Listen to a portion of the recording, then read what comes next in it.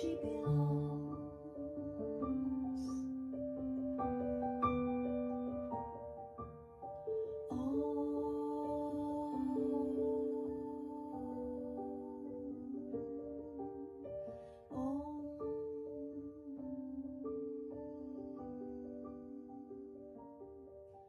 She is home.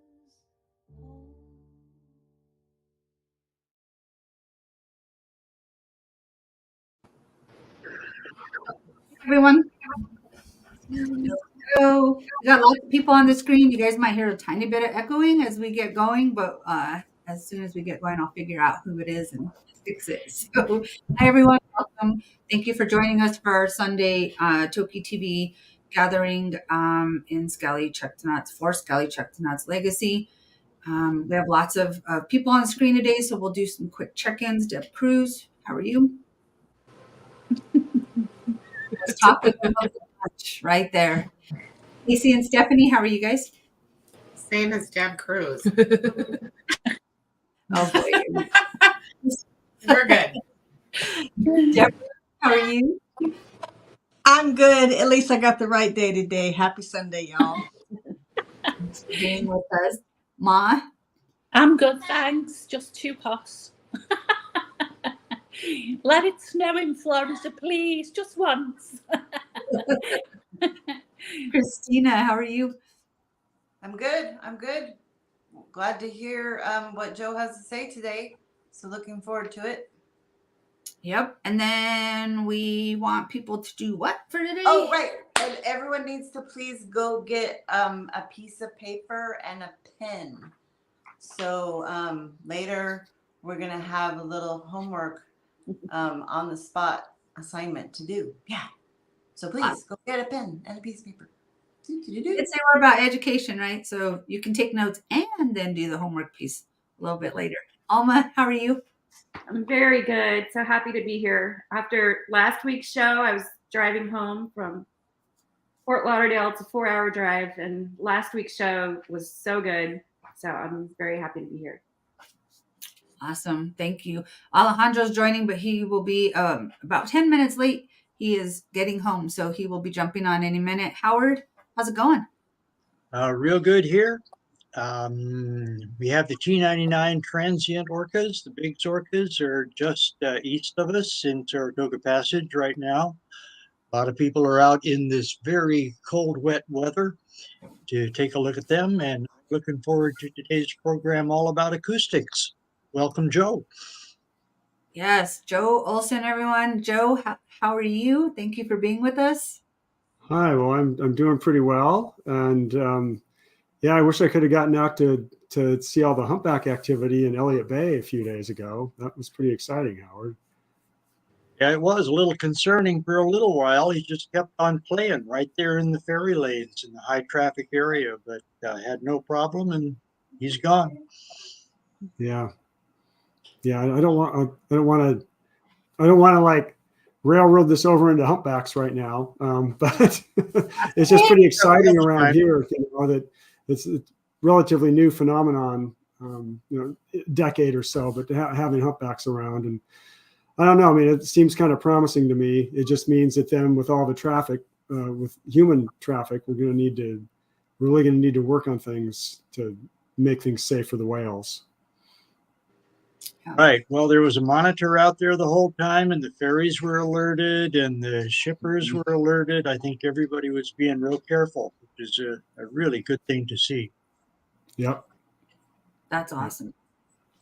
Well, Joe, thank you for being with us. I spent a tiny bit of time with Joe in Miami, and I've been wanting to have you on here because what you're up to and what you've been up to for the last 30 years is pretty fascinating, and we are about spreading education and awareness, and you have a lot to teach us today. So can we kind of get started with just maybe some of your history, how you got into the field of acoustics and hydrophones and all of that?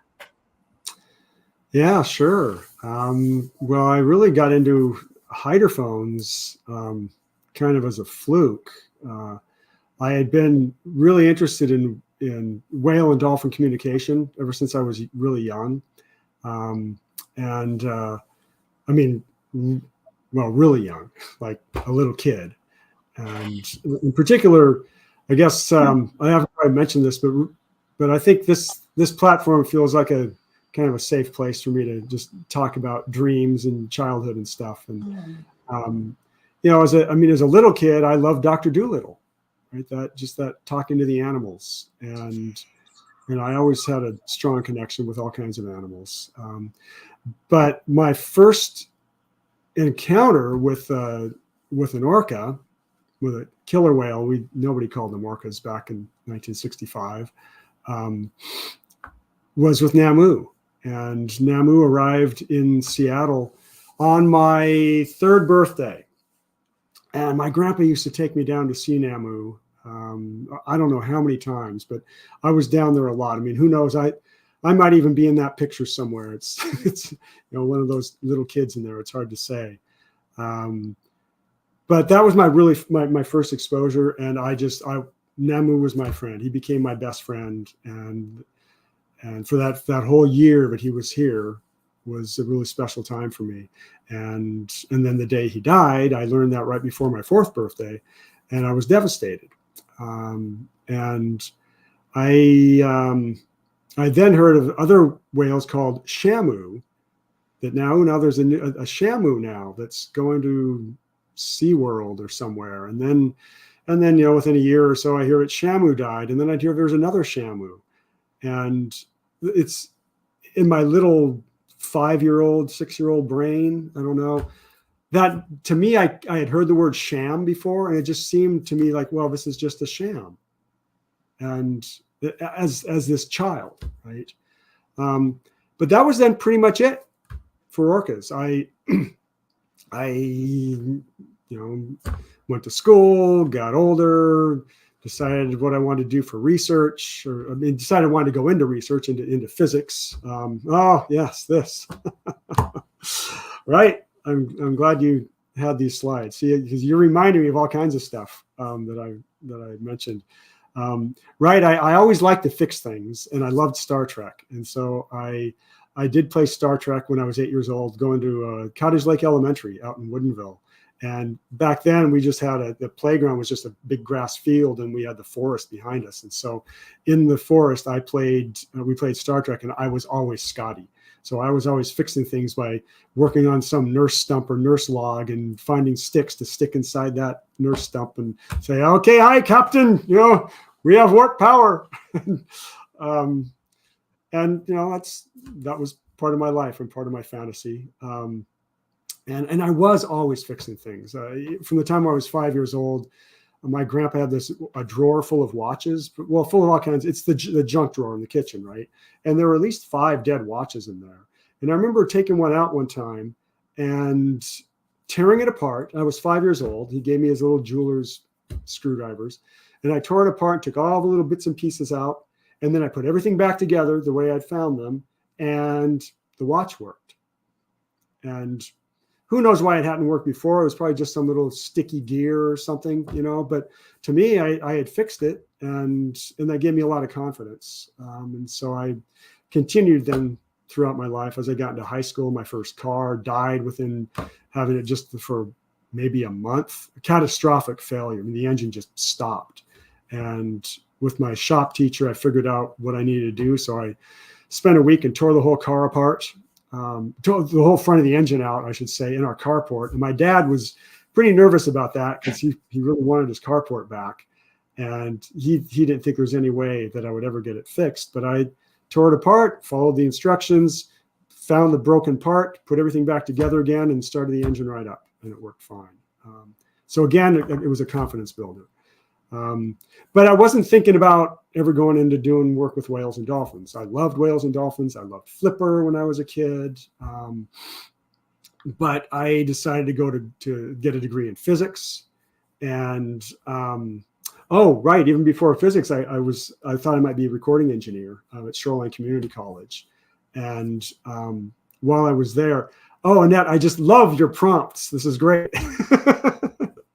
I need somebody around all the time to help remind me of what what I'm supposed to be thinking about. But right, the first thing I did is I took a recording and mixing class, because I do love music and I love recording music. And to this day, I still love recording. I also, my very first class was English class, and I had to write a research paper. So I decided to write one on dolphin communication. And I read books by John Lilly and by Lou Herman and all these other people, and just thought they were so incredible, the work that they were doing. And again, that was it. All the research was being done in Hawaii or Florida or California, all these hot places. I had no desire ever to move anywhere like that. So I thought, well, I'm not going to be working with dolphins. And so I focused on, again, fixing things and building things. And I knew nothing. I was totally clueless about any of the research being done with orcas here at that time. Just completely clueless of it, which it amazes me to this day how, we cannot know what's going on in our own backyard, or at least I didn't. So I did. I got a degree in physics, almost physics astronomy, but I dropped the astronomy part, and then went to grad school and in Stony Brook working in nuclear physics. And I didn't like living on Long Island, so I moved back home. And it was after moving home that my girlfriend at the time read an article about somebody giving a talk at the American Cetacean Society meeting about dolphin communication. And I thought, that's kind of interesting. And he was working for a medical ultrasound company where I was trying to get a job. So I thought, well, this is a good opportunity. I'll go there and I'll talk to him and maybe get a job and learn about dolphin communication. And he got me an interview. I didn't get the job, but I started volunteering for him. And that's where the whole thing started with hydrophones. He was making this data logger for Lou Herman, who I had read the book about all his dolphin communication work.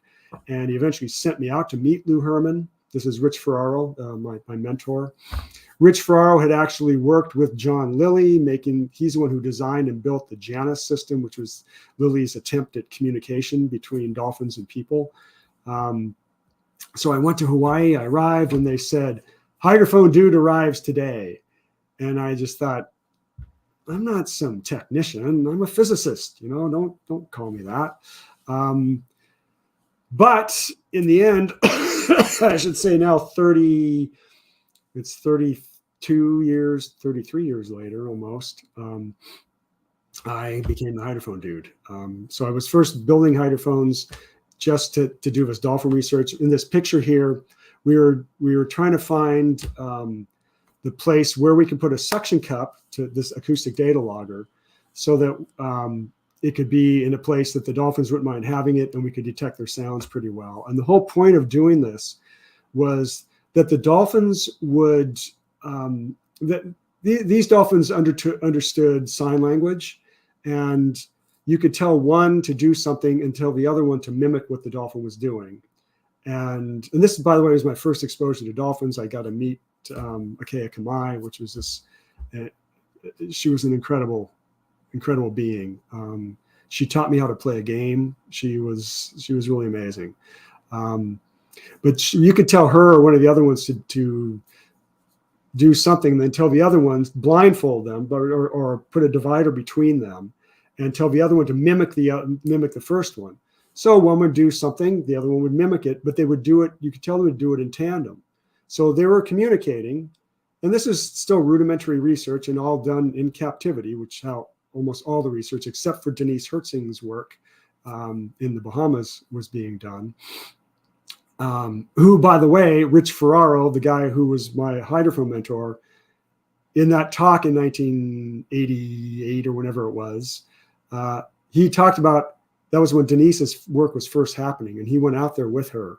So this guy, he worked with everybody. He's kind of this amazing electrical engineer. I'm sorry, I'm kind of meandering here, but so another thing you can do that the dolphins at Koala Basin, you could tell them just to do something novel.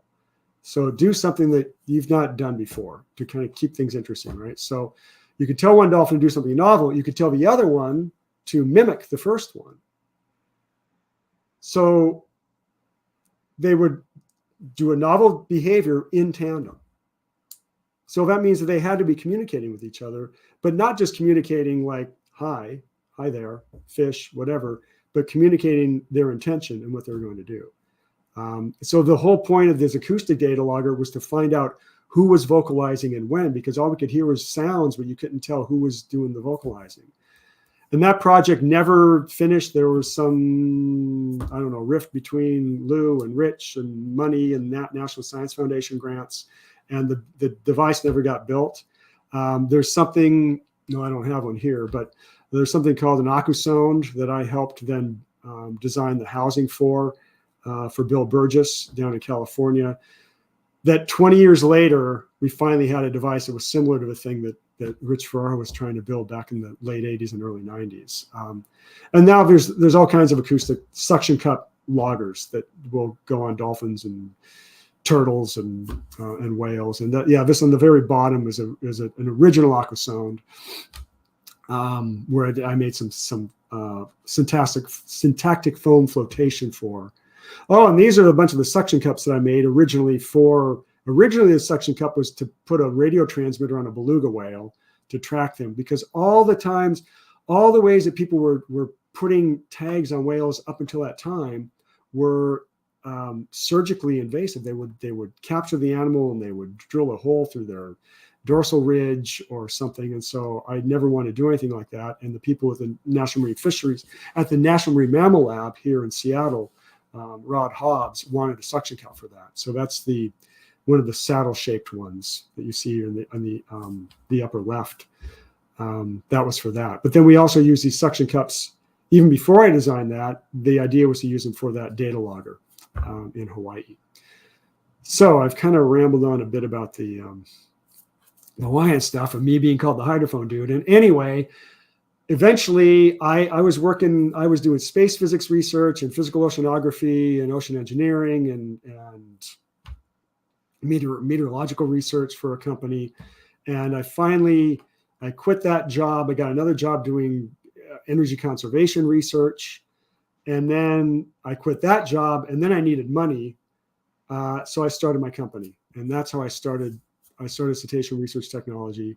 And I finally started building hydrophones, because by 1994, when I started the company, for 3 years, I had a lot of people ask me to build hydrophones for them and encourage me to start a company, which I never, ever wanted to do. I had no desire to go into research. In fact, to go into business. In fact, I traveled around the world for a year and a half right after I started the company, because I had already planned on doing that.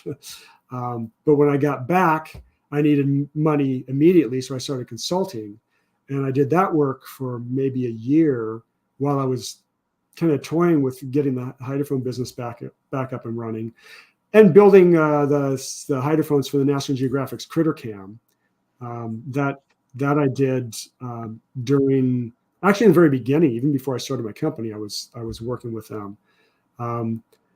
But I built a nice hydrophone for them that they ended up winning an Emmy for Best Sound for the Sea Monsters Search for the Giant Squid, where they got the first up close recordings of sperm whales.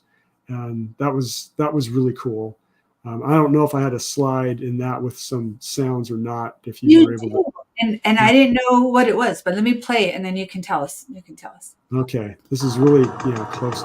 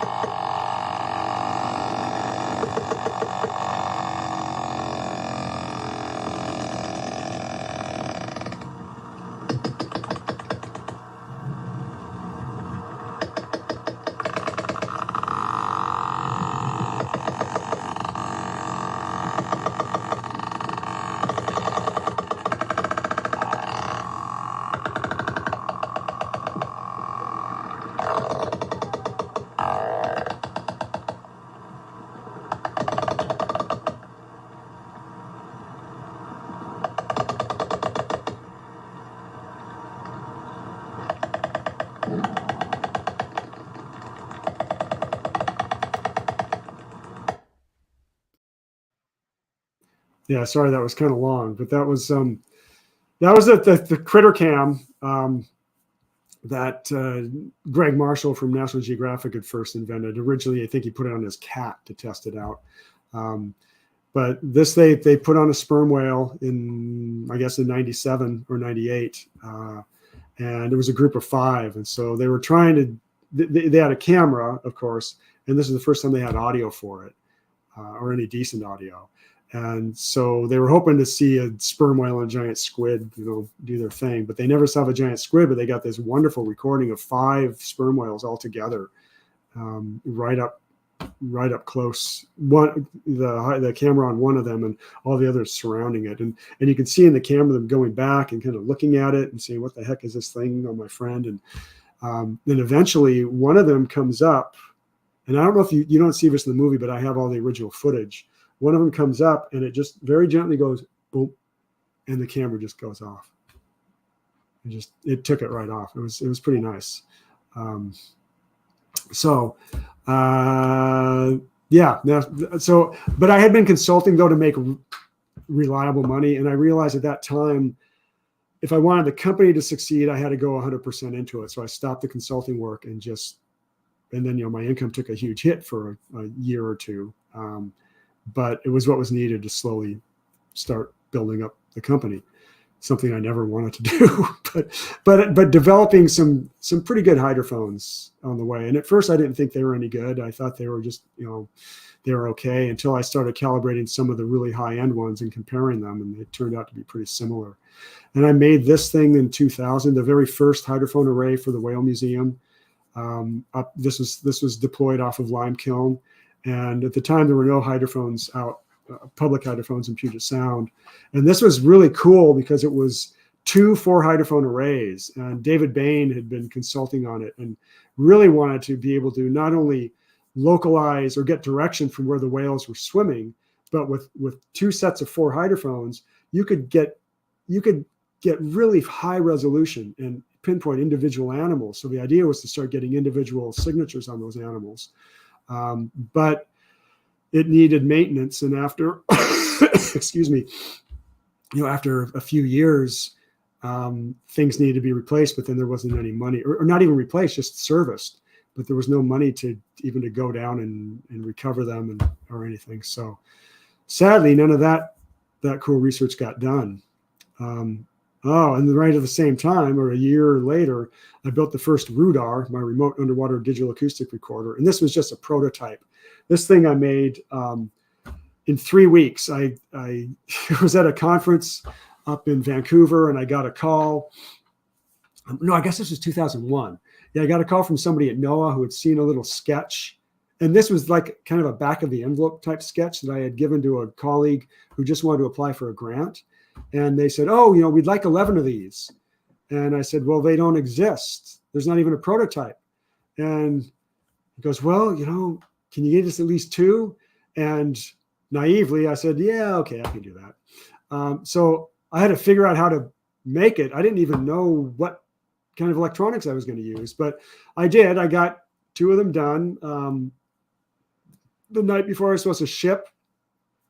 I had everything together, plugged in the hydrophone, and turned everything on, and nothing happened.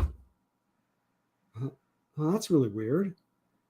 So I tried the second one, and the same thing. I don't know. I blew the hydrophones. And somehow I figured out that there was a problem with a power surge from the recorder. I was using this thing. I don't think I have a picture around here, but it's called the Sonifex Courier. It was the first digital acoustic recorder that was made for portable, for people just to take out and record without tape. And it had a huge power draw when it came on, and that power draw sucked. It caused a voltage spike on the hydrophone, which killed the hydrophone. So it taught me 2 things. It taught me to put some power protection into the hydrophones. So all future ones had that. It taught me never do something on such a short notice. Say you could deliver that. It was really crazy.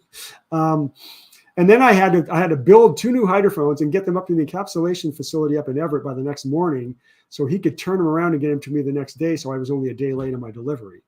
And it worked. I put a time delay circuit in. It worked for like one or two deployments, but the people didn't replace the gaskets because this was such a fast job. There was no time to put a real O-ring seal on them for normal oceanographic work. So I used what's used in plumbing, which are gaskets. And you have to replace the gasket every time, but they wanted to save, they didn't think they should, there was miscommunication. So they didn't replace the gasket, so the thing leaked. But they got data. So they did get sounds for the first time remotely deployed from a coral reef in Hawaii. And that was just to assess reef health. So it was a start of something. And then that turned into other more, much more advanced yet easy to use autonomous recorders that I made. Yeah. You got another prompt for me, Annette? Fascinating. I mean, it's stuff's fascinating. Yes, and I'm over I mean, here. I feel like I'm kind of there's so much that's happened in 30 years that it's kind of talking about I could spend hours talking just about the technical stuff, but the whole reason that I started this in the first place, the whole reason I started my company was, well, I needed some money, but because I had friends by then, a lot of friends who were doing research, but not just research into communication, which has always been fascinating to me. And it is really, it's a thing that I think, I would say drives more than anything else, but I think really in my concern for the environment may do that. But the greatest joy, though, comes from the communication work and working with animals. So, yeah, Keiko Project says to write a book. Oh, well, if somebody wants to be a ghostwriter for me, then fine. I don't like writing. So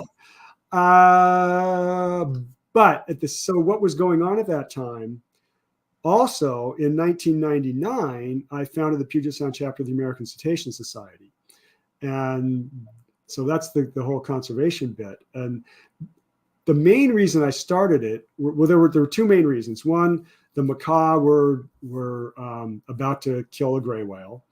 And I had friends who were involved with that, who were trying to stop them. And I wanted the American Cetacean Society to be involved, but the national organization wasn't doing anything about it at that time. And our local chapter had closed while I was traveling around the world. The other thing was that I loved our chapter meetings because every month I got to go and learn something new about whales and dolphins. And that was just very selfish. I just loved learning new stuff, right? And sometimes it wasn't scientific stuff. Sometimes it was just art. And just art is cool, right? It's what moves us, I think. So I wanted to start that up so that I'd have meetings to go to again so I could keep learning.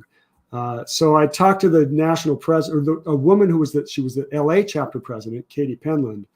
And Katie was thinking about becoming or running for national president, but she really wasn't sure she wanted to do it. So I made a deal with her, but if she ran for national president, I would start the chapter here. And so we both did that. And Katie took over national, and then I started the chapter here. And then we started official policy opposing the macaw hunt. But also what I did with our chapter is I made sure that I didn't want to focus specifically just on whales or dolphins or this species or that species. I wanted to take an ecosystem approach to cetacean communication. To cetacean education and research and conservation. Because really, if you don't look at the whole ecosystem, you're not going to make any progress, not any meaningful progress. And I think it's also, I don't know, it's more interesting too, because it's what we're all part of the whole ecosystem. And it brings in people who are landlocked also, because they're still connected to the whales and dolphins. So I did that. We started the chapter. We had that going. We had some pretty cool meetings. And I put on the conference here in Seattle in 2002. And that was really cool, because I was, again, interested in the communication, but also more about whales and dolphins than just their physiology and population status. So the conference was focused on the culture of whales. And that was a pretty new concept at the time. Luke Rendell and Hal Whitehead were just starting to really push that whole idea in the scientific community. And it's still, the funny thing is, even today, most biologists now accept culture in whales and other animal species, but a lot of anthropologists still don't. They still want to still say that, well, no, this is just a people thing, culture. But that's even starting to change. I have friends who are anthropologists that accept that whole idea. Yes. Yeah, Ma. So that was going on that same year in 2002 when I was planning that conference. I think I had gone to Sardinia to do some work with a good friend of mine, Johnny Pavan, who just passed away in May. And Springer showed up here in January, and we didn't know Springer was Springer at the time, but here's this baby orca, and I had the privilege of being able to go out and record her sounds. And that, I don't know, I mean, a baby orca, right? Talk about something that moves people's hearts that you can't resist, right? And to me, it was just such a wonderful experience to be there so close to her in the water and to hear her sounds and record her sounds. And I don't know, I think a lot of people know by now, but it was by using the recordings, and it wasn't the ones that I made. The ones that I made could tell that she was from A clan somehow. But then Dave Bain went out and used one of my hydrophones to record her again, and then got one call that was specific to A4s. And so from her calls, we could tell that, wow, this whale doesn't belong down here at all. She belongs up north. And what are we going to do? And it was so cool. And yet I was kind of late to the game when it came to people who wanted to move her. I wasn't really sure what the right thing to do was. I guess maybe I'm kind of cautious about things, but I was afraid, like a lot of people, afraid if we try to move her and something goes wrong, she's going to end up in an aquarium. And well, this is nature. Do we interfere with that? So eventually, though, I jumped on board as well. Thank goodness. And after seeing enough of my friends who were friends and colleagues who were on board, and then there was a big move to get many people, right, to get everybody on board and bring Springer home. And Can I play that? Can I play that? Yeah, you can play the songs. So that'd be nice. Yeah. Okay, cool. So this is you're first going to hear A73, and then you're going to hear Springer. So let me put that up. Well, that's it. A73.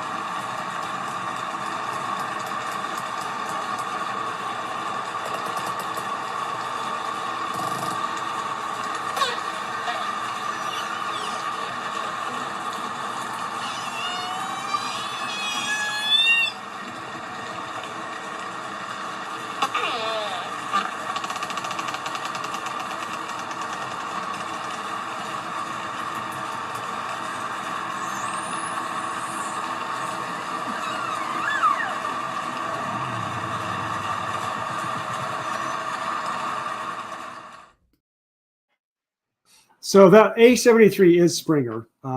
It's just that first she was just Vashon orca calf to me. That's what my files all said.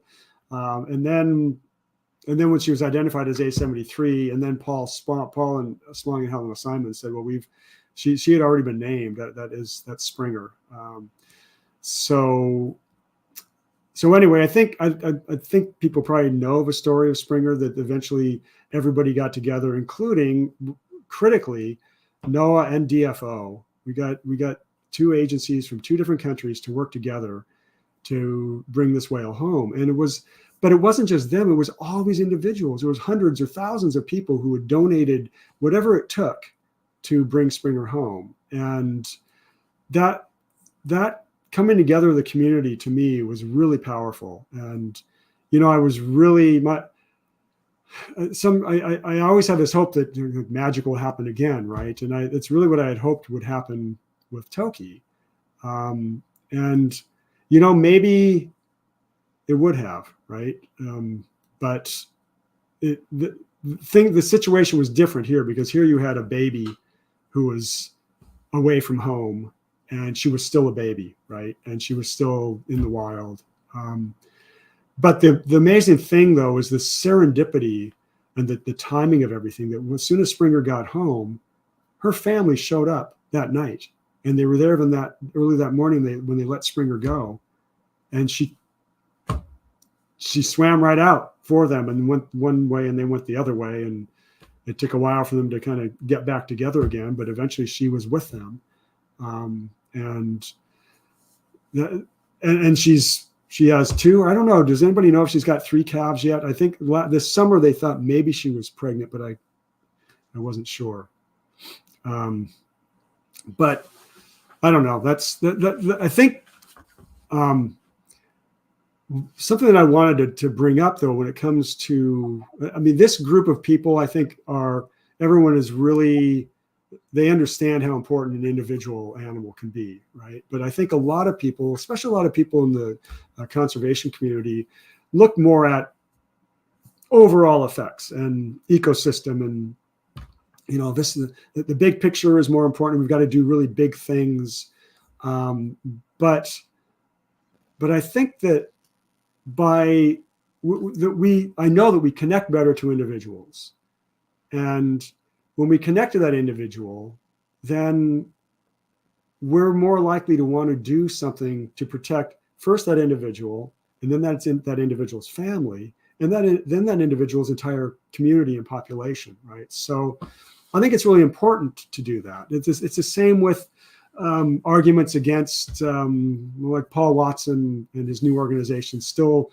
really focusing on stopping whaling, when there's bigger issues than just whaling. You look at the total numbers of whales killed, it's small, or killed by whaling is small compared to all the other things that kills whales. But we need to have everybody doing everything they can, right? So you don't just stop doing one thing that's important, and so that everybody can do the one thing that they think is the most important thing, and then you forget about all this other stuff. Everybody does what's in their ability, and I think it's important to make that accessible to everybody. Absolutely. Thanks for making that point, Joe, because people want to know, what can we do? What can we do? And there's so much you can do. You can do the one, you can focus on one specific thing. You can join and support organizations that are doing overall, but all of it is important. Every single of it important. It is. And I guess I first started noticing that when I started ACS, and I would see organizations locally start bickering about one thing or another. And it's like a family, people bicker and people bicker over whatever. It's lack of resources, if people worried about getting funding, and there's that coming from a place of lack. And I think that everything that everybody's doing is so important. And I don't even necessarily want everybody to work together, right? But I want everybody to work. Right? Everybody to do their thing, and to let everybody else do their thing too. And so, in fact, that's kind of getting ahead to the story to where I am now, which is this World Pop Festival thing, which we can maybe come back to. But, with Toki's death, that just it reinforced how important all of this is, and taking care of Toki's family, and all the things that a lot of people have been working on for decades. The breaching the dams, I first became aware of that in the 90s, 80s, 90s, early 90s, I guess it was, right? So a long time that we've been, or maybe mid 90s, anyway, been focused on this. But but this reminder, it's a chance to really reinvigorate the need to protect the entire ecosystem of not just the Pacific Northwest, right, or the Salish Sea area, but everywhere. Every place needs that work. And, every place leads to the sea also. You said several things, and we have questions in the chat. Let's go ahead and answer a couple of these, because I do want to get to the point of communication, talking specifically about Toki and her family, and also your involvement. Yeah. Let's ask a couple questions. So what's the latest tech happening with the equipment, and what have we learned? If you can summarize that, what have we learned? Oh, wow. Way to put you on the spot. You got 30 seconds. Well, one Okay. thing we can talk about, Joe, is all the different hydrophone arrays that are now in place at Edmonds and way up on Boundary Pass up Yes. there, and the Bush Point hydrophone is now newly refurbished and operating just in time for J-Pod to come through on the 28th, and so Yep. we've got a pretty good listening system. I don't know about the Vashon hydrophone. Is that up and running right now? No. No, I think that's been, great no, when it there's definitely does. that time. But yeah, so that's one thing, right, Howard, that we've got in the Puget Sound area, Salish Sea area. There's lots of public hydrophones now which are broadcasting, and that's wonderful for being able to not keep track of the whales and hear which ones are where and when. And that's still it's basically old technology, that's been around for decades, that's finally just being implemented, and in a cost-effective way, the way that people can afford to do it. But as far as the really high-tech stuff, now you can use fiber optic cables. You can use what are called dark cables. So the telecommunications companies have fiber optics across all the oceans, right? And they have a lot of redundant fibers in those big cables, because it's really expensive to lay a cable on the bottom of the ocean. So they have a lot of redundant fibers in there. So if something goes bad, they can just turn on another one. Mm-hmm. But while the ones are not being used, they can use them to send a signal, and you can use the fiber optic as a kind of hydrophone. So it can detect. Right now it's only low frequencies, so it's not really good for orcas, but for big baleen whales, blue whales, and fin whales, you can detect their not only their presence but their location. You can actually use that one line as an array, and you can focus and say, okay, there was a sperm whale, or not. I mean, there was a fin whale right there. So that's some of the newest tech, very expensive to use, right? But there are digital hydrophones that have been around now for quite a while. They just have onboard storage. They send a digital signal up, so there's less noise in some ways. What's the next thing? Oh, that's this. Okay. Oh, it's the same question. It's the same question, yeah. And so, those are also very expensive. The guy that bought my company I'm so happy that I found the right person for it, because he's continuing. The most important thing to me is that he maintained my lowest cost, and there he is. There's Adam, and my lowest cost and lowest profit margin hydrophones, because those are the ones that were going to low-income countries around the world. And if it weren't for those, there just wouldn't be any research or conservation with acoustics being done there. So he's maintained that, and he's now developing some new versions of those that are going to be better and maybe even cheaper. So even with inflation, right? So I'm really happy about that. So we can continue to do that, as well as the pretty high-end ones. There's some acoustic recorders that I think you showed that first Rudar. I've got some other ones, the micro Rudar and nano Rudars that I developed, and a thing called the dive ear. Hey, maybe I got one of those. Let's see. I don't know. I got one in a drawer somewhere. But just little handheld, high frequency, some high frequency digital recorders. I made these all for Denise Hertzing. In fact, that was this on the left here of a nano Rudar. That one was made for Denise Hertzing for all of her dolphin research in the Bahamas, because she's so new stuff that's going on. Denise has a thing that's she wears this kind of a vest with a couple hydrophones on it and a recorder and a transmitter. And she's been trying to do two-way communication with wild dolphins. And and so working with Georgia Tech, they're using AI to start to correlate sounds that the dolphins are making when they're doing different things, like playing with. She's trying to see if they have a specific name or a sound word for things like sargassum, which is like they like to play with the seaweed, right?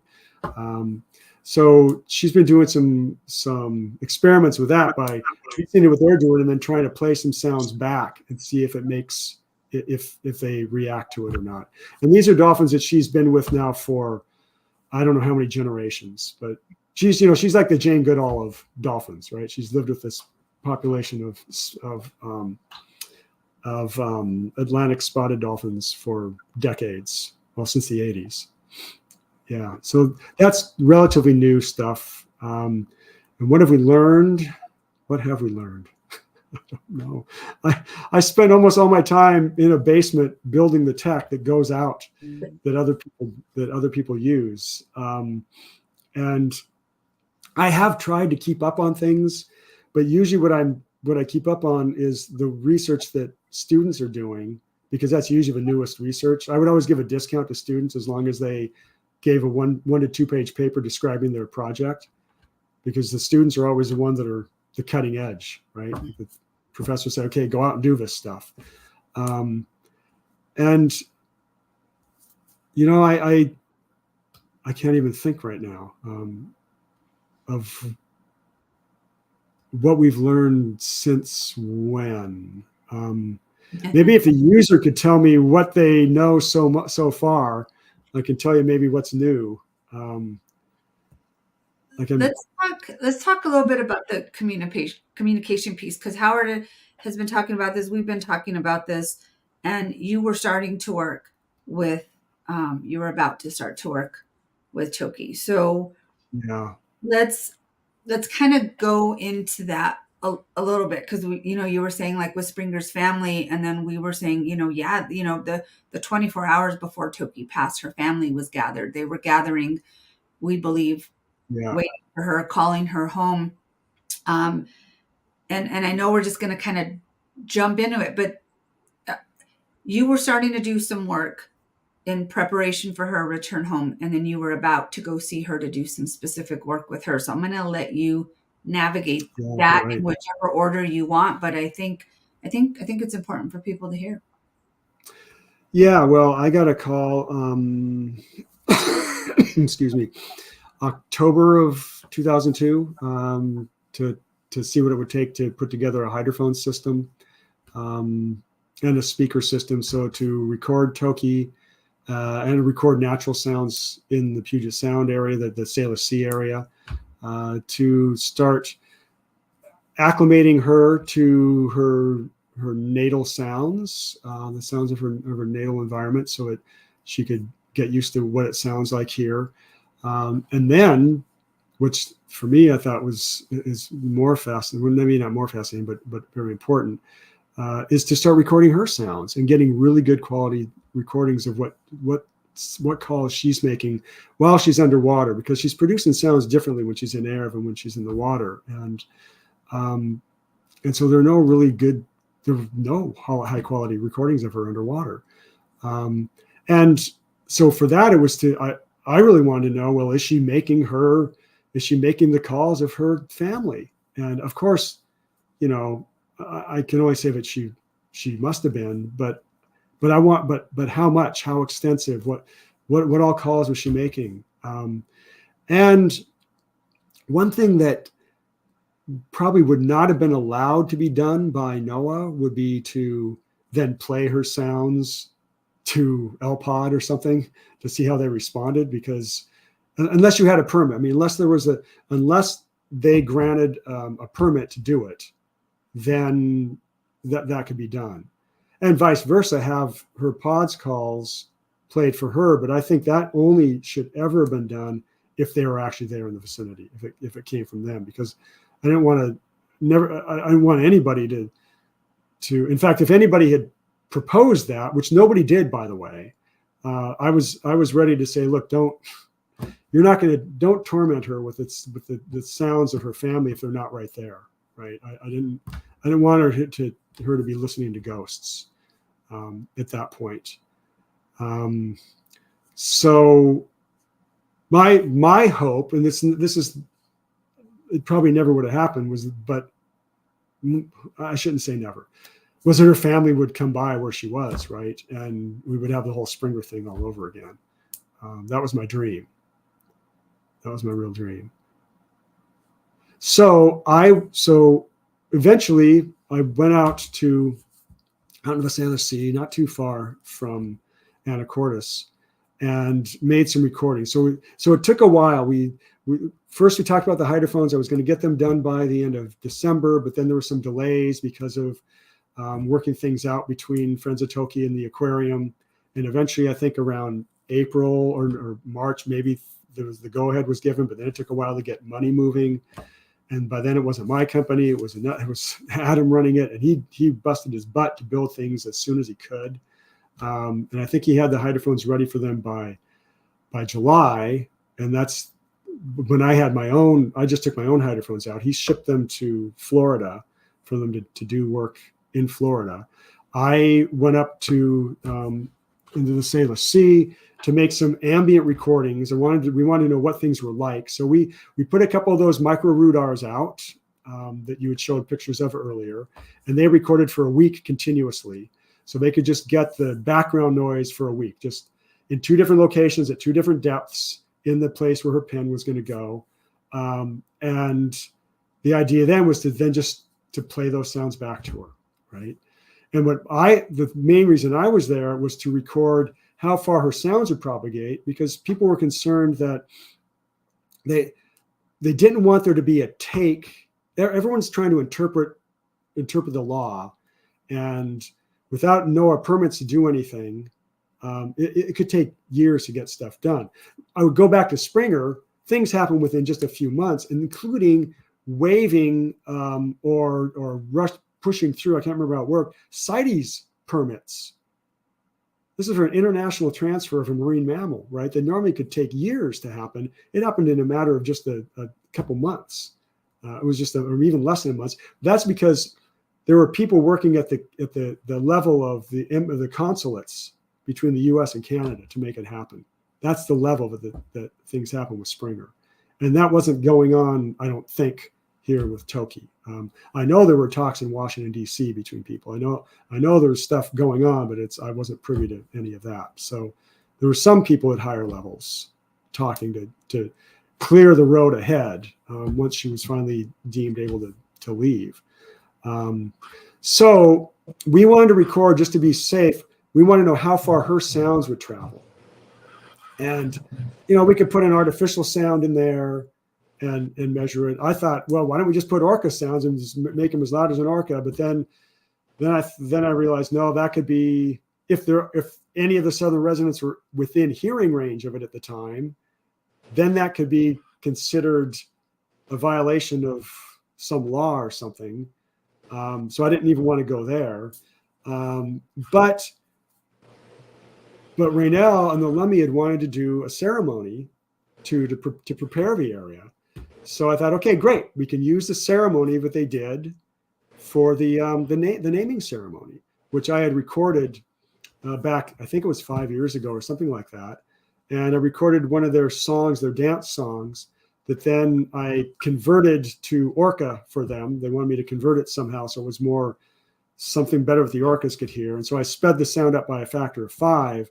And that sound, it doesn't sound just like orca calls, but it's really similar though.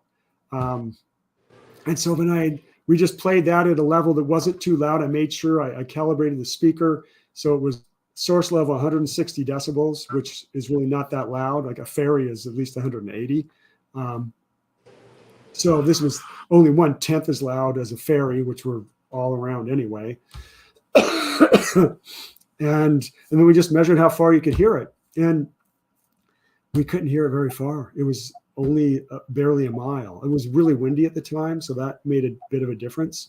But even with that, it turns out that the whales, the southern residents would have had to come very, very close if they would have heard her.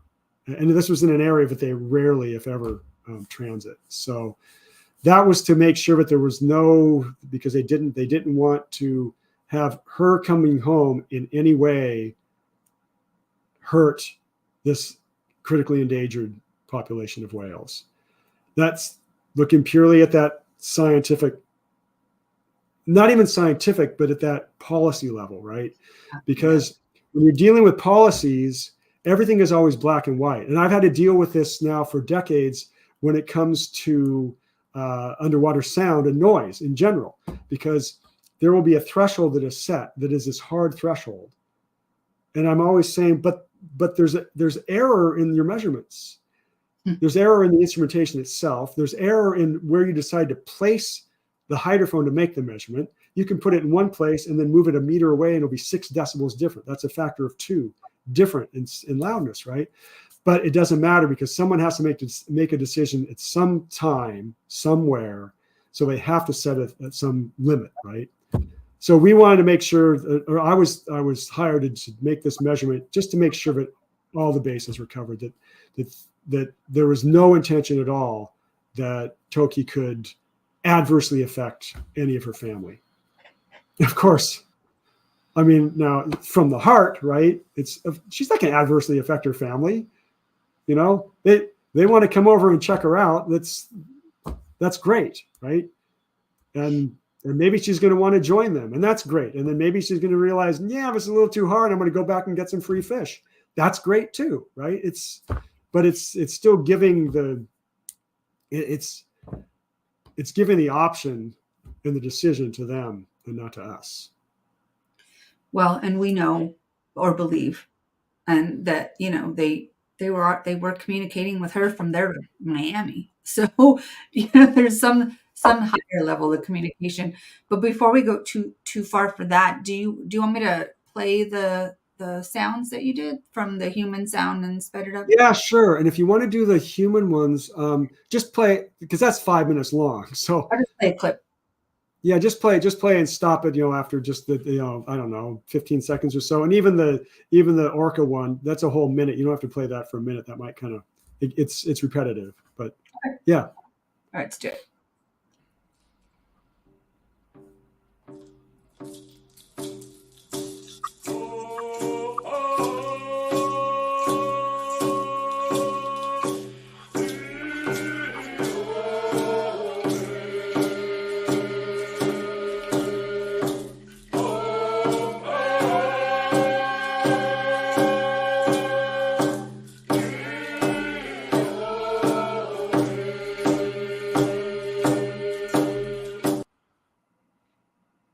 And then we'll do the short one.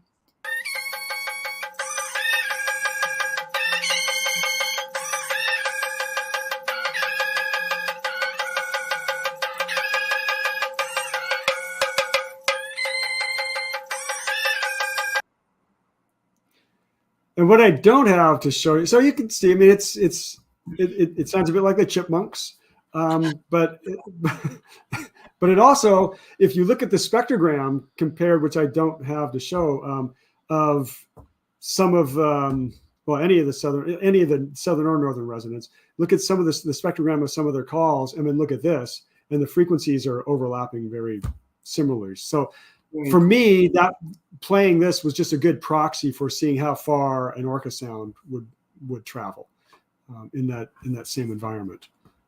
And yeah, the whales were there, right? They were there. They were there the day before, because I remember seeing it. Oh, they're off of Limekiln, and I was talking to someone up there and said, "Oh, Joe's just hop in a boat and get up here tomorrow." And I said, "Well, I can't. I'm going down to meet Toki for the first time." And you know, and then they were there the next day too. And when I got to I got to tell you, I was really excited. You know, I had gone back to my 3-year-old self, who was my best friend was Namu.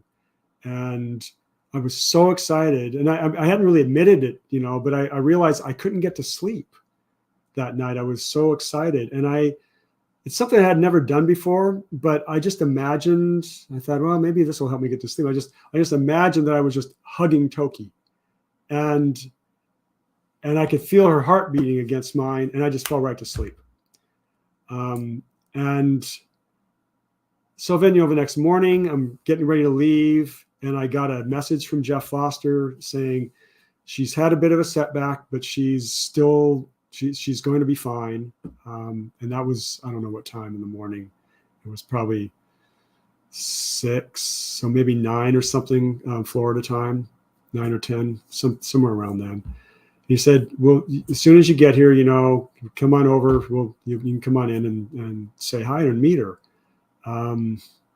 So I got on the plane, super excited, and texted my mom, who I'm really excited. Texted Diana Reese, who's been on the board of Friends of Toki, and she's a friend for years ago, for many years she has been. And she goes, oh, good, I'm glad you're finally getting out there. And then the flight the landing was delayed. And I was supposed to land around 4:40, and it was right around 4 o'clock. There was huge thunderstorm right over the airport, right over that part of Miami, and we had a delay, and so the flight got in maybe an hour late, or almost an hour late. And I got to I got my stuff was all with me, just a small backpack, and so I got a lift right away and was heading to the hotel. And I texted my mom again and said how excited I was. And she goes, oh, I know you are, dear, And then 8 minutes later, I got a text from Diana saying that Toki had died. And I was maybe 5 minutes from the hotel. And I really felt physical, like I was punched right in the heart. It was so unbelievable to me. I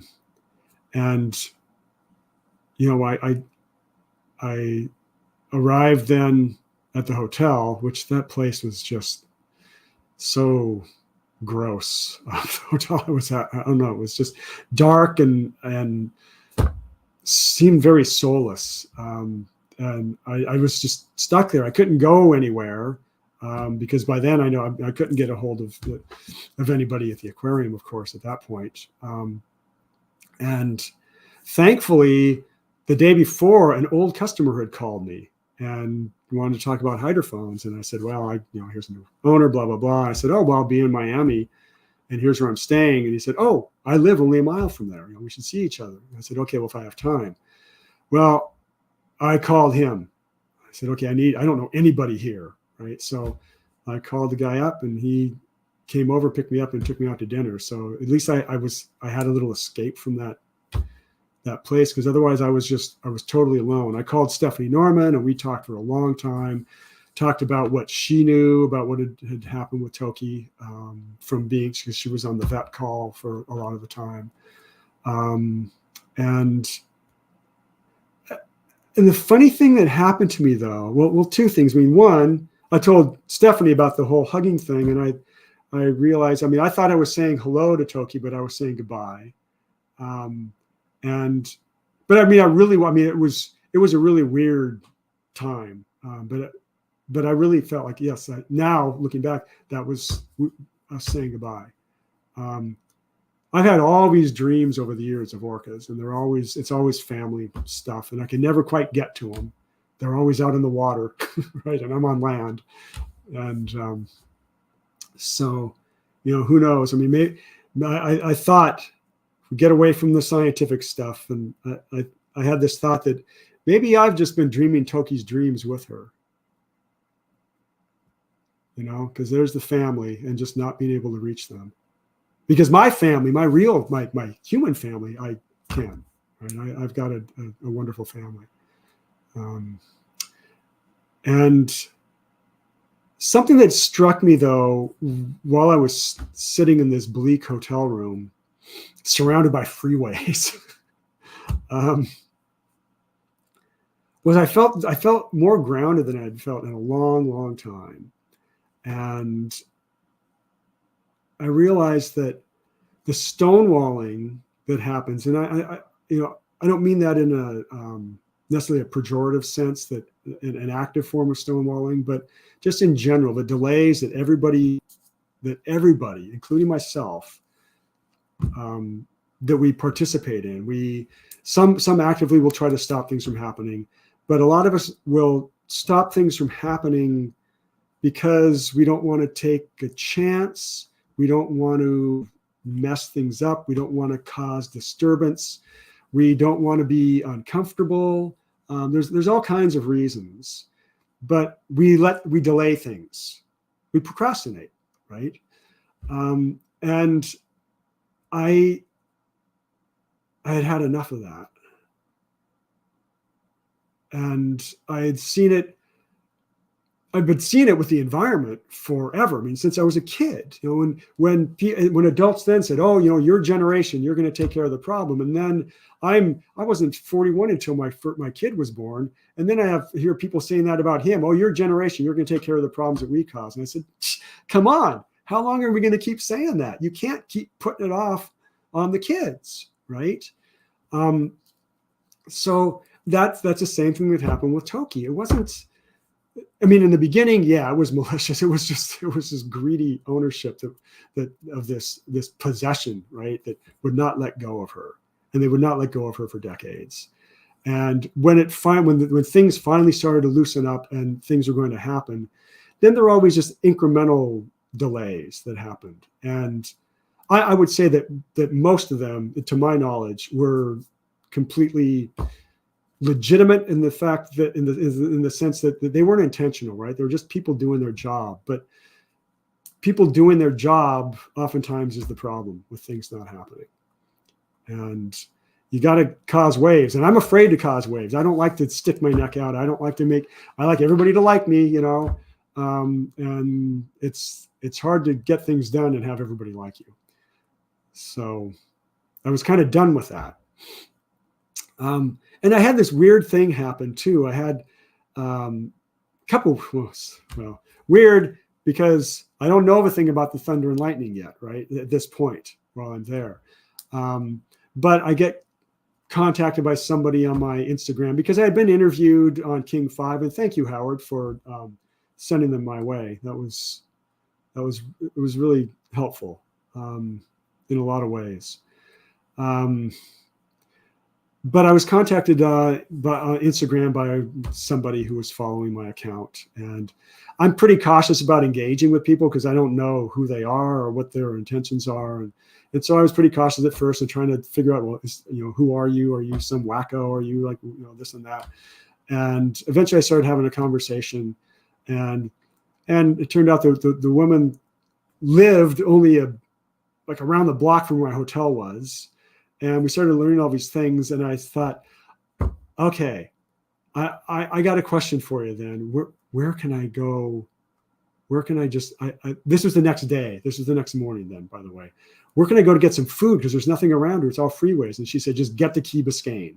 I thought, okay, that's great. So that was very helpful to me, right? As well as some other advice she had given about other things. But that morning I was supposed to go to the aquarium and see Jeff Foster and go get breakfast and just talk about what's happened. But he had a meeting to go to, which I think, Annette, you were at that meeting. And then he never called me back. And that's really unusual. And I finally called him around noon, like 3 hours after we'd first talked. And he said, "Oh, I'm really sick. I just need to take time off." And Jeff doesn't get sick. Jeff's not the kind of guy that even admits he's sick when he's sick. And so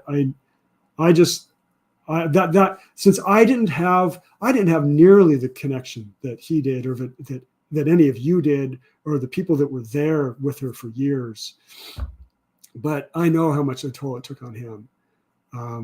And without him admitting it and me saying this to the world, sorry, Jeff, you won't watch this anyway, I know. So,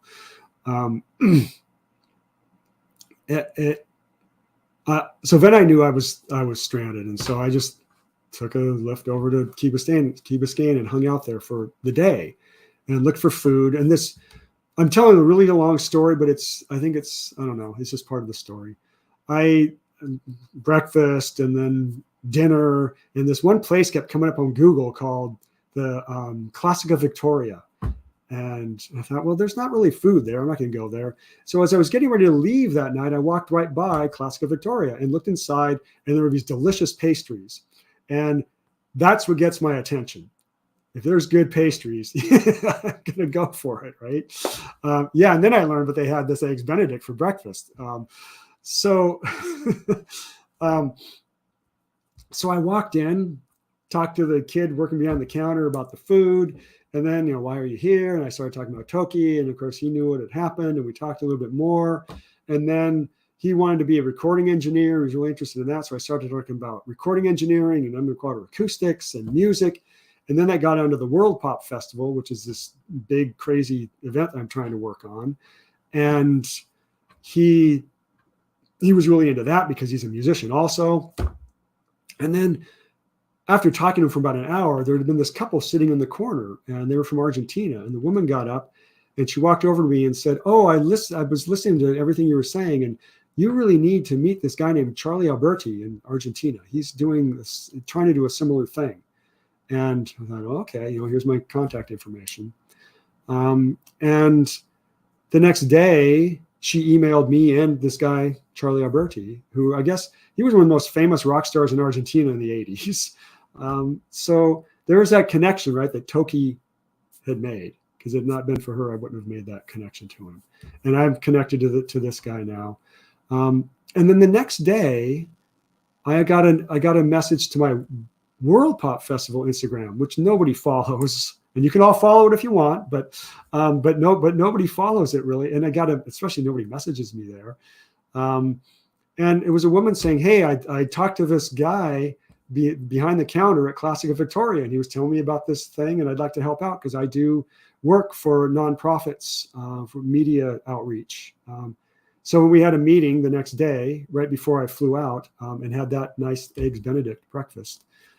Which I had, by the way, the day before I went there with Jeff. I said, "Jeff, you like Eggs Benedict? I do. Let's go to this place." And so we went there and got a good breakfast. So, Toki, that her energy was there and is working, and I really felt it. And then when my full day, I guess it was Sunday, because I saw you, Annette, at the vigil on Saturday night. And by the way, I hadn't seen anybody I knew until that time. And the first person I saw was the reporter from King 5. So thanks again, Howard, because I just broke down crying as soon as she came up and gave me a hug. But it was, that first connection with somebody who I knew even in the slightest. So the next full day when I was at the aquarium, that's when I took the picture of the pail with the flowers. And I got to talk to, first of all, I got to meet Marcia, who I had never met. And it was through somebody in Seattle who was a friend of a friend of a friend who had connected me to her. And she said, "Well, I've got this friend who was a former trainer, and she really wants to help out. And she's not been able to connect with people." So I learned that she had contacted Diana Reese. And so I called Diana and said, "Look through your emails." And Diana found the email that Marcia had sent and then connected there. And then everything happened. So she was able to start working with Toki again. So I got to meet Marcia. And I told her about the lightning and stuff. And I said, "I'm curious, was there any thunder or lightning like right around 4?" And she said, "Well," excuse me. She said, "I was, I had my hand under Toki's pectoral flipper as she was dying, and I could feel every single heartbeat. And it had been, raining a little bit, just drizzling and stuff. And after the last heartbeat and her final breath, there was a huge, just deafening clap of thunder and lightning, and the skies opened up and started pouring."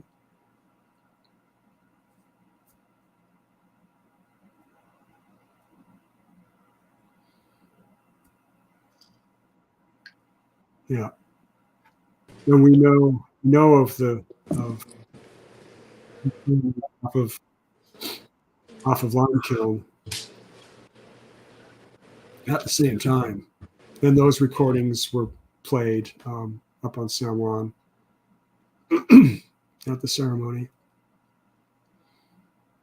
Thanks for sharing that, Joe. And that was right about the time you were being notified on the plane that you guys couldn't land. That we couldn't land. Yep. Yeah. Yeah. That's right.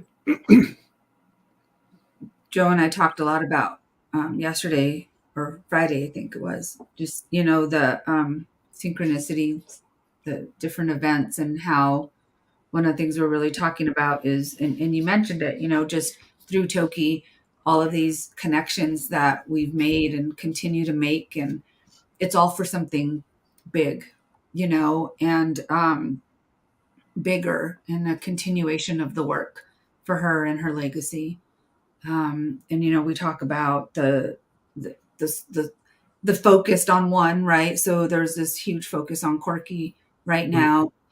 Yes. Talk about, you know, the dams and the salmon for her family, and then, you know, stopping the whale hunts. And I mean, just every little bit, like you mentioned earlier, matters, and every little bit counts.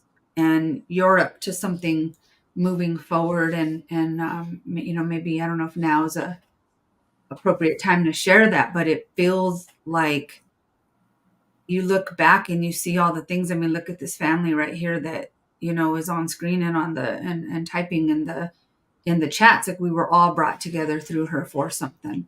I kind of, you know, want people to focus on what you've got going on next, Joe. Yeah. Okay. And Annette, I'm glad that you brought up Corky too, because I would have mentioned that too, because Corky's been there even longer, and really trying to get SeaWorld to do something seems pretty daunting, but people haven't given up either. And I know that Helena and Paul have been working still for decades to bring her home. Yeah, and so the thing that I'm working on, the whole reason I sold my company, besides I was getting kind of tired of building hydrophones for 30 years. You know, it's fun. Sometimes I feel like, I wouldn't mind fiddling around now building something, but that doesn't last very long. I'm kind of happy not building them right now.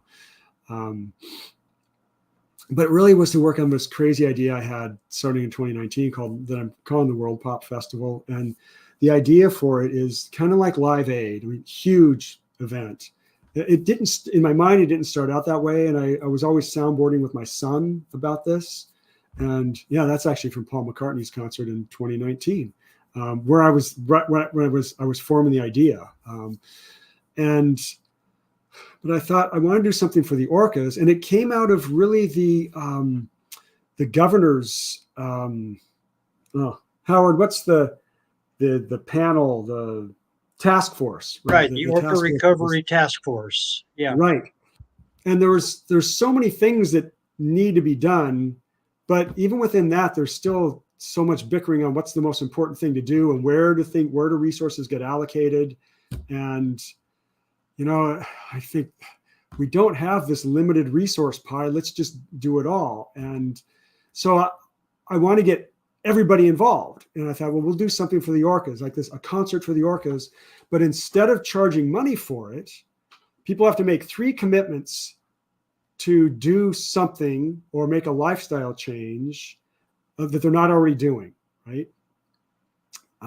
That's going to benefit that's going to help the orcas. There's all kinds of things that can be done, because people always ask me, well, Joe, what can I do? And I said, well, I can think of a few things, but I'm only one person. I can't think of everything. So I want to have a lot of different NGOs there to have all the different options for people. But then I realized I'm not going to get big enough acts if it's just for the orcas. It's got to be bigger than that. It's really, and the problems that we're facing here are really no different than problems that people are facing all over the world. They're different colors, different flavors, but it's still ecosystem degradation, and there's still global issues that people can act locally that have global effects. So okay, let's make it bigger. It's about local ecosystems. So that's why it became World Pop Festival. And and it's the pop. Because, well, also I ran a little thing by some of my Facebook friends and in a little group, a Facebook group I put together for this. And the idea of, well, maybe the One Earth Festival or this, there's all these different ways of talking about the environment, but I don't want to alienate people. And I didn't want this to be something that's just a concert for the environment, which it is. But I don't want it to not just not sound that way, but not to have that kind of energy, right? That I don't want to be preaching to the choir, right? I want everybody engaged, because everybody, just like with Springer, okay, and Toki too, people's political ideals didn't really matter when it came down to it, right? Everybody just wanted to help. And so that's why World Pop, it's just like a pop festival. And for me, it's capital POP. It means whatever you want. My inside one was Party for Orcas on the Planet. But it's protect our planet, protecting oceans and the planet. You want to, right, whatever you want. And in 2019, I talked to CenturyLink Field, as it was known then. Now it's Lumen. And I was wishing that Paul Allen were still alive, but I still called them directly and said, hey, here's what I want to do. And I want the stadium for free, because I don't want to charge money, right? This is all service based. And they said, well, getting the stadium for free isn't that big of a hurdle. And my jaw dropped. I thought, but you got to get the city to buy in and this and that. I said, that's fine. As long as one thing, if you get one domino to fall, that's all I need. So that gave me hope. And so then I thought, okay, I'm going to contact Paul McCartney, because I want to start at the top, and I consider him to be the top. Like, everybody knows Paul McCartney, right? So I was in London for the Marine Mammal Conference in Barcelona. I stopped in London. So I thought, okay, I'm going to write a letter to Paul, and I'm going to deliver it to him at his publishing company, which is right there in London. So I go up there, and my son was with me, and I knock on the door, and this little old lady comes up, and she goes, hello, may I help you?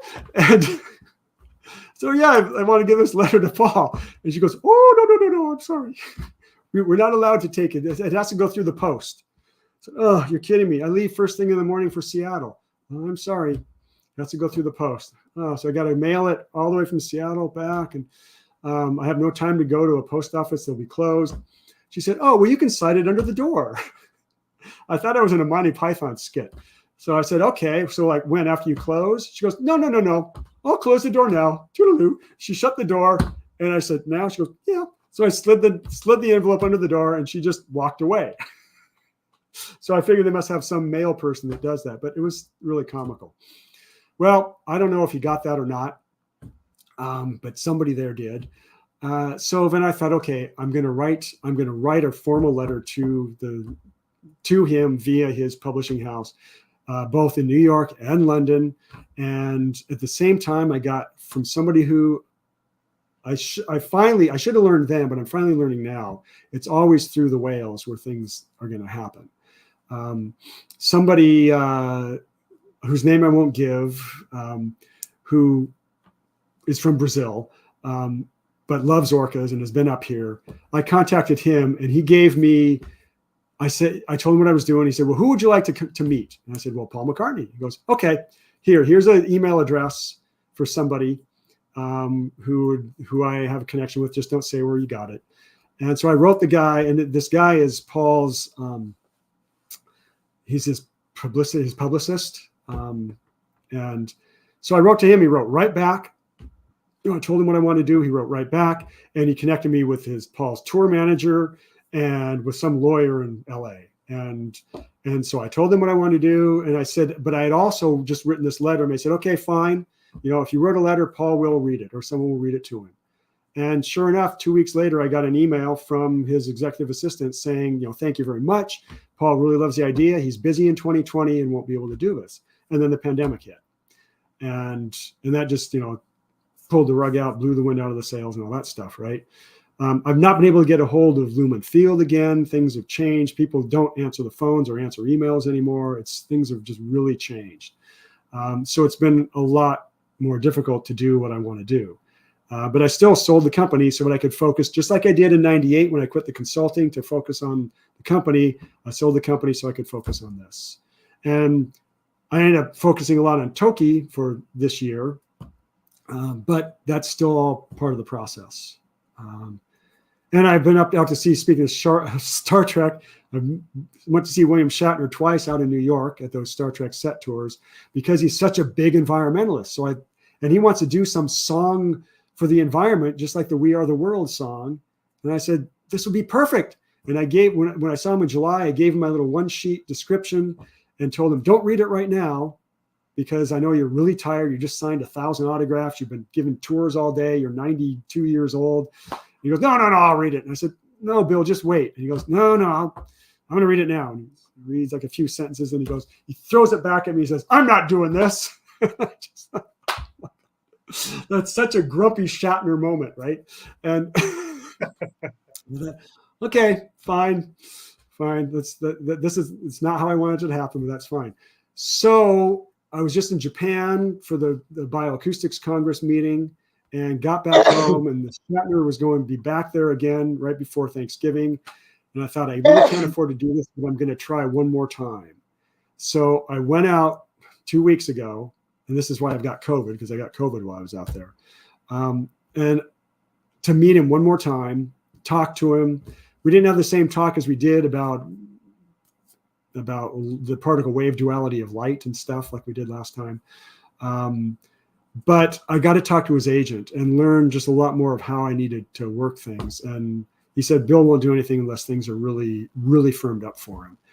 But I learned, though, that he's giving a talk for the solstice in Bloomington, Indiana, and it's some stadium, like 10,000 or 100,000 people stadium. And I thought, first of all, I really would like him to read How to Speak Whale that Tom Mustill has. I think you guys have probably read that book, and if you haven't, I highly recommend it. So I wanted to give him that book, which he said he wouldn't read right then. So I said, well, I'll keep the book. Here you can look it up then. But I did leave a note for him just to plant a seed, and that anybody can do this at any time. Having the intention of the World Pop Festival, I think, is important to build that energy where there's going to be a lot of information. But anyone who cares about the environment that has a big platform can do more than just telling people about the platform. I mean, about the problems, right? And about their concern. They can take it one step further and give people options of things to do. And I was just looking back at a video that I found, and Ned, I was telling you that I found these old videotapes, one from an orca sing from 2005. And in there, Kathy Foster, People for Puget Sound, I can't remember, Howard? Remember Kathy's last name? You're muted.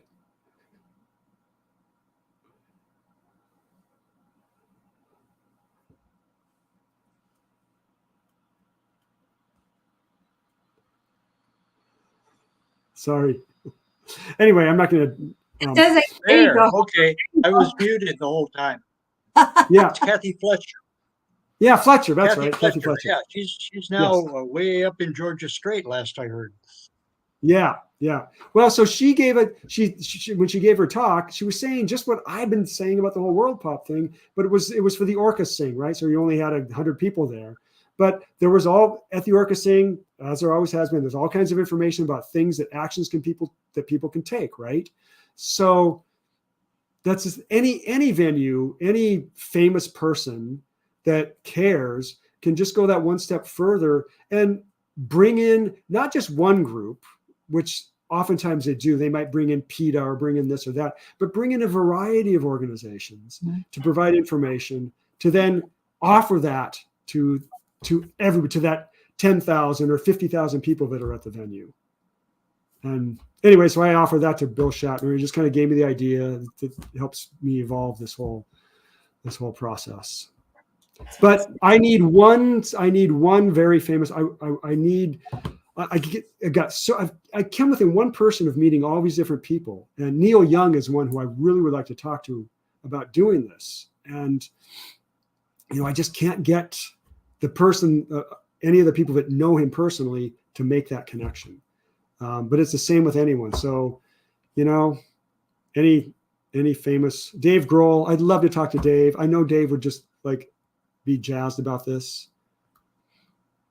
So Dave, if you're watching, I'm going to come and see you in August. And for all of you watching, anybody have contacts or, you know, start putting the word out. Like, let's do this. Let's help Joe. You know, we all want to help in all kinds of ways. That's what I know about this community. Everybody wants to help. Everyone wants to assist. So go follow these. I put these up just so that you can go check out World Pop. Message Joe and I'll tell you, I'm more active on the Cetacean Communication Instagram than any of them.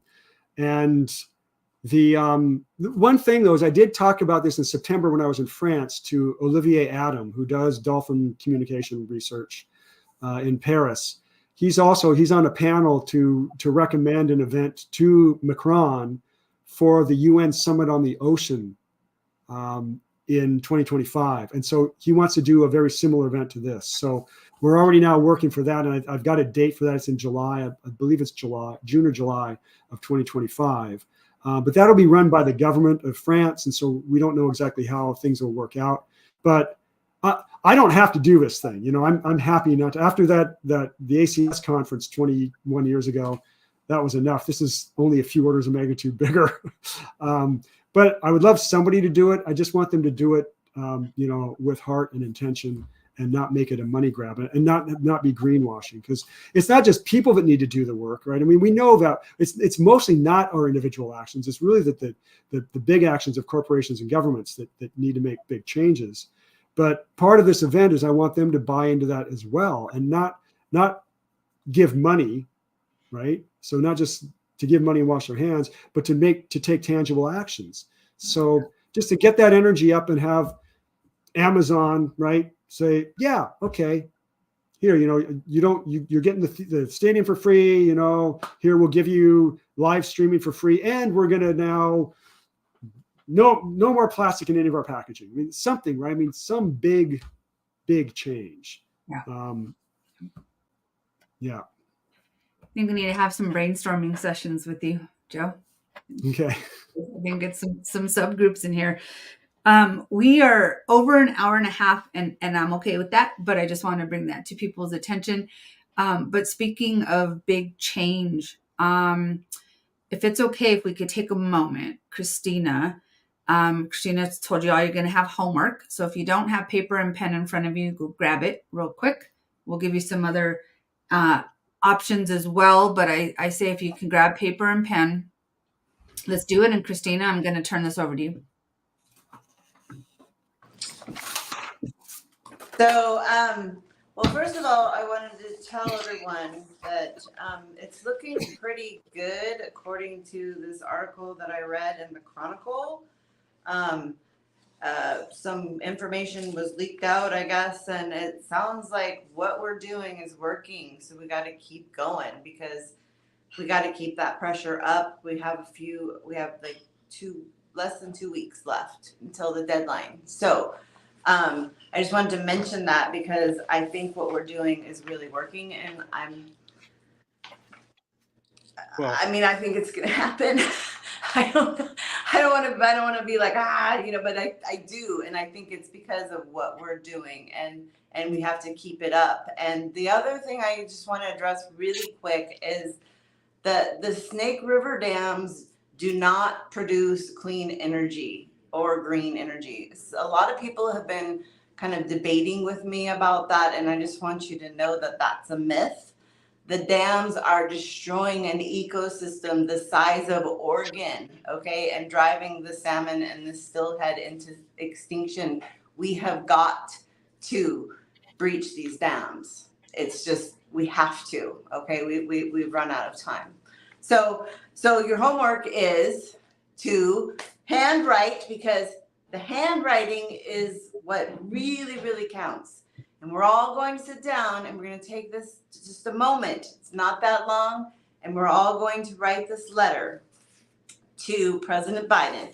And I know it starts out that we're demanding, but it's in a nice way. And I just want to say that I am demanding because I've been asking for a long time, and I'm finished asking, and I am demanding that the dams are breached. And that's, you can write your own letter in your own words. You can write this letter in my words.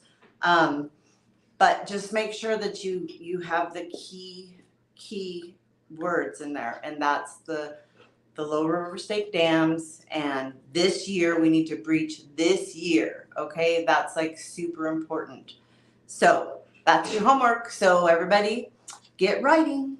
Let's do it. And then for those of you at home, when you're done, go ahead and say done in the comments. And I'm just going to put, let's go ahead and do the song that, the human version of the song from Lummi for the naming ceremony. We'll just play that in the background while we write this. So let's do that.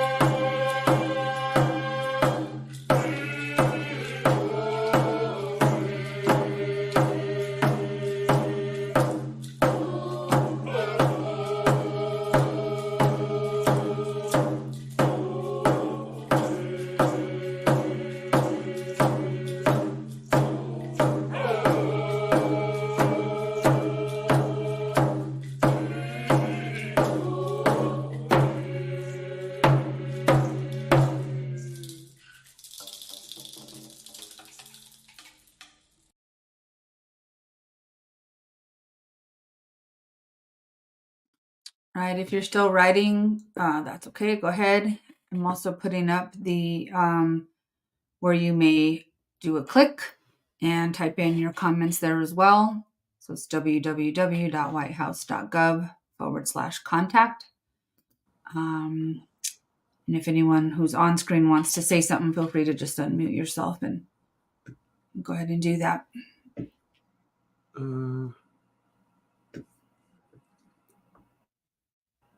I can't read the bottom 2 lines. Oh, let me remove this banner real quick. There we go.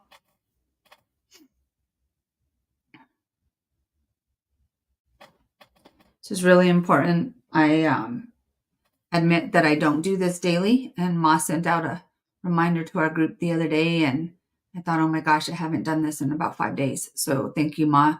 It's important to keep reminding each other. You guys can also text. Try not to talk too much while people are finishing writing.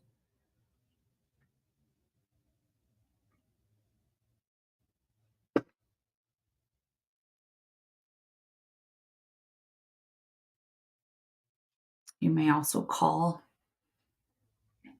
1-202-456-1111. They will answer your call and you can give them your verbal comments. They're very nice. And we'll keep putting all of these on the screen even as we end the show.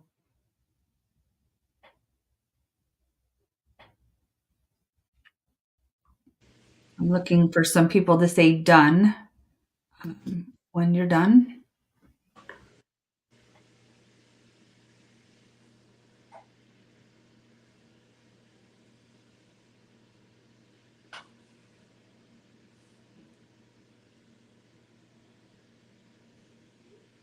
Thank you, Tracy. Sylvia. So these handwritten ones, we should mail them though through the post, right? Yes.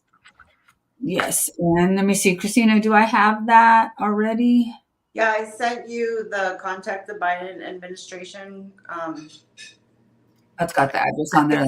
Again, Let me open that. So there's different ways, right?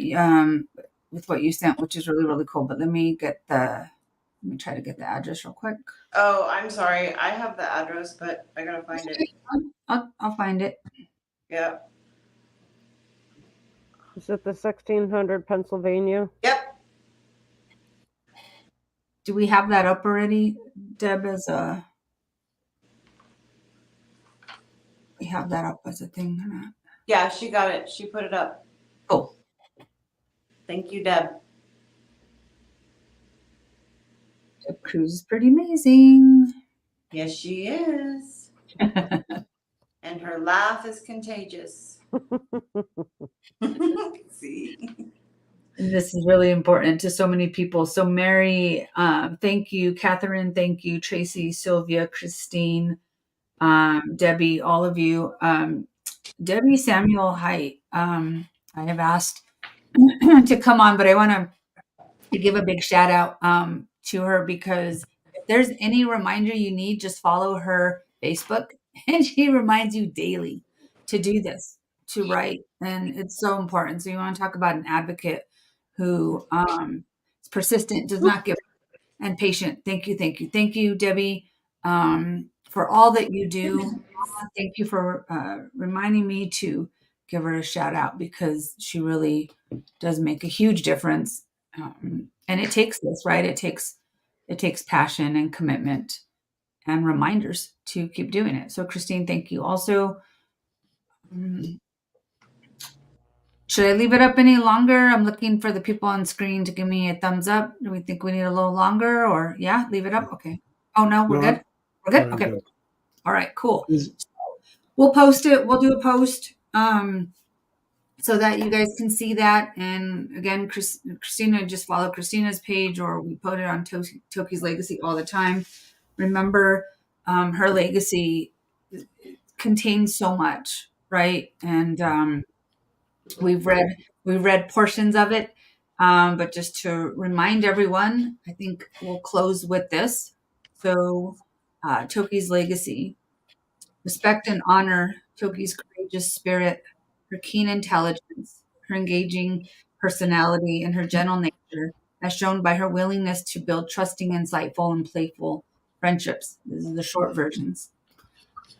Educate others to see the harm and suffering perpetuated by the marine theme park industry on marine mammals worldwide, and support legislation and policies to alleviate oops. I just cut it off. I'm going to mess it up. The resulting debilitating, and I cut it off. I'm so sorry.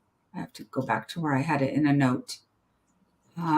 Support benign research to learn more about Southern residents, especially their highly developed cultural traditions and relationships, and their wondrous communication capabilities, which we started to and continue to talk about today. Joe, you want to say something? So, okay, something new. Okay. If Facebook user harassed, like, what have we learned new?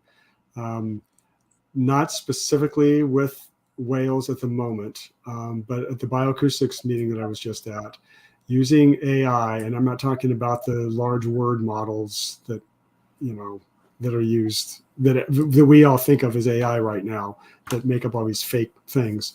But to be able to identify individual birds by their sound.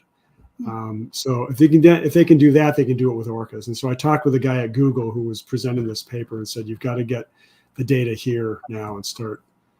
You need arrays. You need to know which one's talking when, like we tried decades ago. But I think there's no reason we can't understand their voices. Right? They can. So if they can, we should eventually figure that out. And I think that's important, because then when you recognize individuals now by their voice, not just their looks, that just makes one more. It's a deeper connection. Yeah. Yeah. Yes, thank you, Hydrophone Dude. I love that name. It's awesome. Hydrophone Dude. Party on.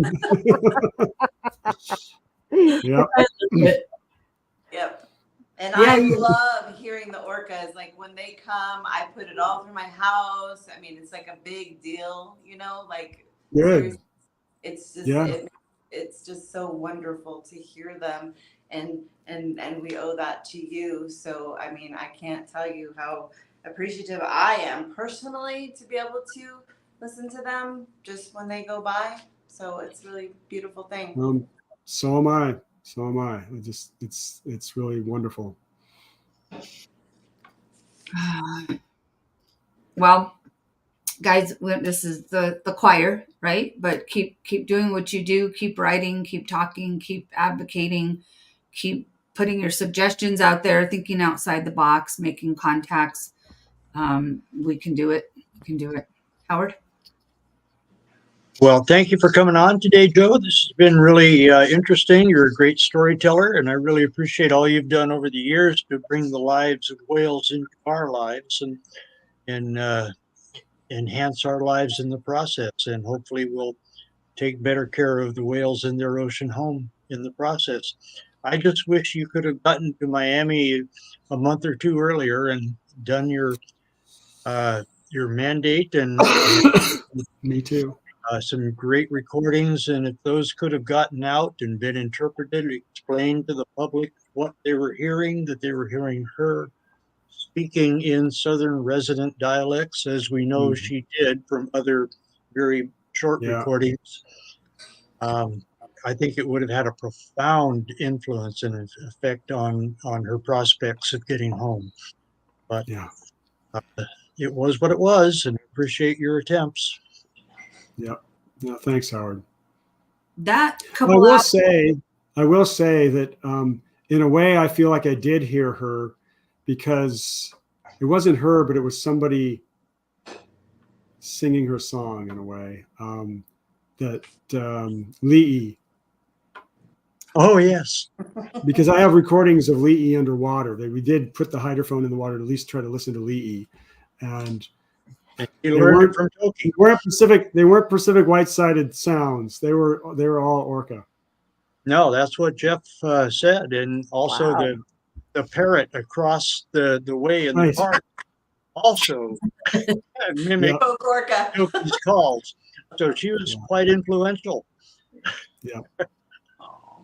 Yeah, that's I love that story, Joe, and I'm glad you mentioned that. So you were able to stick around Miami for a few days and get some recordings of Lee, and we were all joking about wherever he goes next, they're going to be afraid of him because he speaks like that.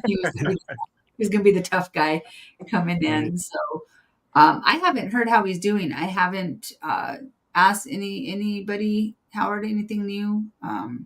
Yeah, about 2 weeks ago, Jeff actually said that he's doing just fine in San Good. Antonio, doing well.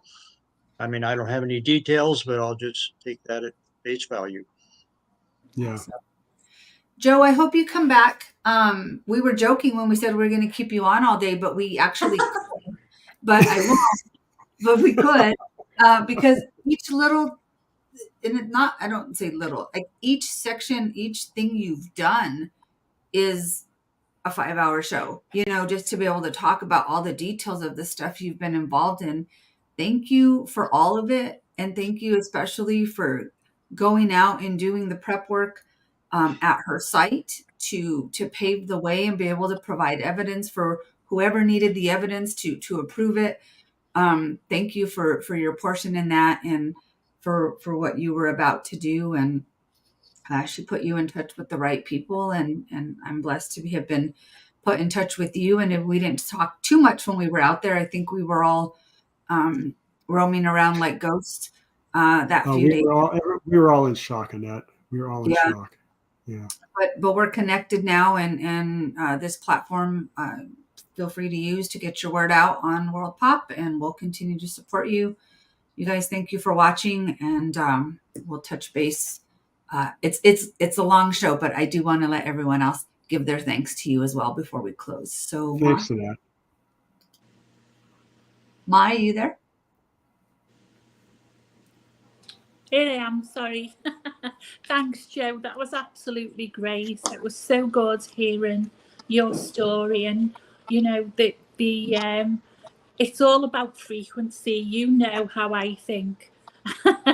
It's just about frequency, and you're getting there. But with me, it's about frequency here to there. And I know I've explained that to you in the past, but you've been touched by Toki magic, no doubt about it. So thanks, I really appreciate it. Thanks, Mark. Alma? Hi. Thank you so much, Joe. I'm so happy that Toki's brought us all together. And it's just this amazing thing that just keeps going on and on, this gift. Of course, this orca pod, we all have these things in common, and music is a very common thread with us all. Karaoke nights in San Juan Island. Oh boy. Yes, we are so there with you. So thank you. It's so great to meet you, and I can't wait to see this forward. Yeah, thanks. Awesome. Deb Cruz? Thank you, Joe. And appreciate your story, and appreciate you being able to hold the science and the spiritual in the same hand. Check with Sacred Sea Conservancy, because before the pandemic, we were working under the Netzimat, and we had Cher, who was advocating for Toki. So check with them to find out who her agent was, to see if she will pick that up for you, and let her know that you're coming from Toki. Yeah, thank you. Deborah? I'm just going to pair it with these beautiful ladies said, thank you so much. But you did say something that kind of struck a chord with me. You said, I'm just one person and I can't do everything. But we're all just one person, and big things are done by many people doing small things every day. Don't forget that. Yep. Doing way more than small things. Thank you. Thanks. And let's see, Howard spoke. Christina, we'll end with you. I just think that you're awesome. I'm really glad to meet you, and I'm really just so grateful. And I'm also a Trekkie, so I totally understand that. And also, underwater is basically kind of like, basically we have a whole universe under the sea. So, I think it just goes hand in hand, and I think it's so fun that you do all those Star Trek things. Sorry.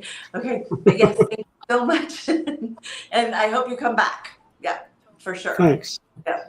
Good night, guys. Thank you for joining Hey, good us. night. Thank you, everybody. This was a lot of fun. A lot of fun. Thanks, all of you. This song is dedicated to you.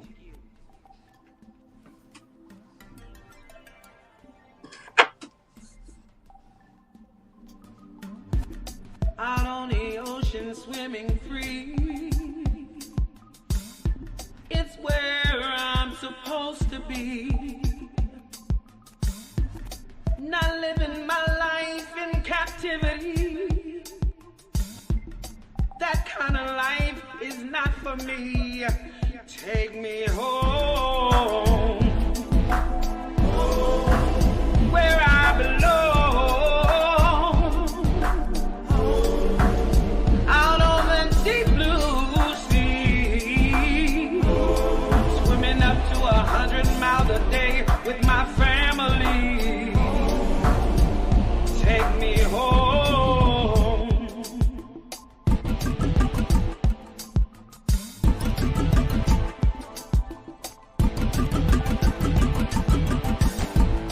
You took me away from my family. You took me away from my home, where I'm supposed to roam. You took me away from my home.